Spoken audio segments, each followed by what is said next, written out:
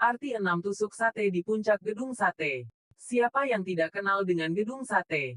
Ya, gedung tersebut merupakan kantor pemerintahan sekaligus kantor Gubernur Jawa Barat. Gedung sate berdiri gagah di Jalan Diponegoro, Kota Bandung, sekaligus menjadi simbol Kota Bandung. Gedung sate mulai dibangun pada tanggal 27 Juli tahun 1920. Peletakan batu pertama dilakukan oleh Johanna Catharina Cooks. Pengerjaannya selesai pada bulan September tahun 1924.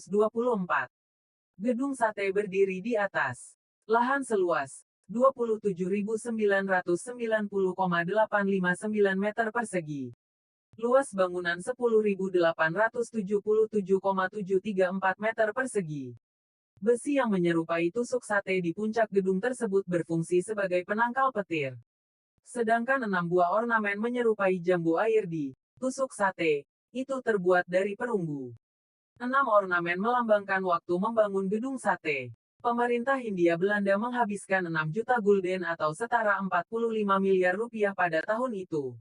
Gedung sate merupakan satu bangunan bagian dari pembangunan kompleks pemerintahan yang dulunya disebut Gouvernement Bedrijven GB. Nama gedung sate ini muncul dari masyarakat. Saat itu, warga kesulitan melafalkan bahasa Belanda saat menyebutkan nama gedung sate. Akhirnya, masyarakat memberi nama gedung sate berdasarkan ciri khas dari bangunan tersebut. Gedung sate sejak 1980 beralih fungsi menjadi kantor Gubernur Jawa Barat. Arti 6 tusuk sate di puncak gedung sate. Siapa yang tidak kenal dengan gedung sate? Ya, gedung tersebut merupakan kantor pemerintahan sekaligus kantor Gubernur Jawa Barat. Gedung sate berdiri gagah di Jalan Diponegoro, Kota Bandung, sekaligus menjadi simbol Kota Bandung.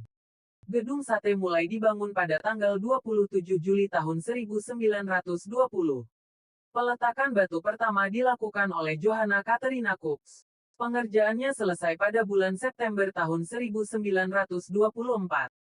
Gedung sate berdiri di atas lahan seluas 27.990,859 meter persegi.